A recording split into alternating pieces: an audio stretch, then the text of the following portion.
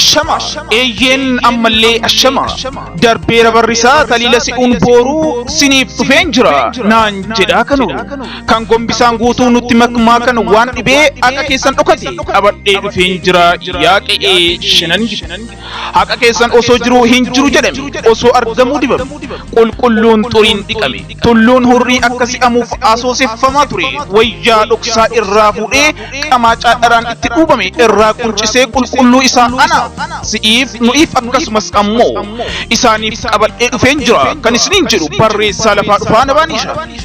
eeyyen seenaa gootota shanan gibee kan hin beektonni hin jirutti beekan kan beekaa dhoksitoonnii fi awwaaltonni ammoo haguuganii dhoksuuf cuqqaallaa baasee hidhaa hiikee jabaa kan isiniin jedhu nabaanishaa ilmi isaa angafaa kana bo'oo ogbarruu lakkaa'ee seenaa calale haqaan cuunfee seenaa gootota shanan gibee jechuun moggaase ati hin beektu na beekaa annan deemaa ciisi ana waaman owwaadhu maqaa kan kee dhiisi ajaja koo fudhadhu akkan siin jedhe goota abadan shanan gibee hin qabdani goota jedhamuudhaan biyyi har'a miti kaleessa bara bitaa mirgii fuulduraaf dudduubdii dukkana keessaa munyuuqaa ture sana walabummaa qabduu fi qaroominaan addunyaan ragaa bahu dacheen shanan gibee isaan seenaa isii awwaaluuf qarriffaa qarfatan hirriba malee bulaniin takaalamtee otoo duuba deebituuf shirri itti xaxamaa ture amma garuu dachees qabna kan kaaniifuu ga'u gootummaas ni qabna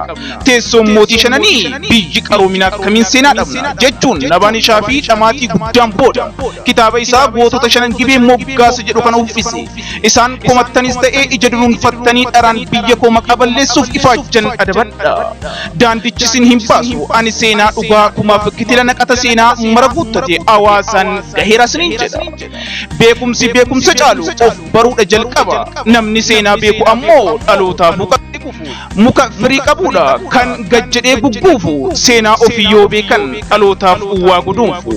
misbaahuu shamsaddiin faarisiif dagaadoonee abbaa oomaaf zallaqaan gootolii shanan gibee isaan muraasadha kanneen nuti diinaa daaraa ittiin goone kitaabni seenaa gootota shanan gibee qorannoo jabaa irratti bu'uureffamee barreeffamu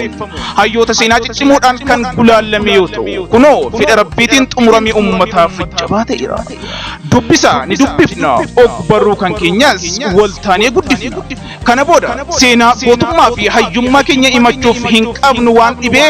kitaabaan nuuf dhufeera seenaan gootota shanan gibee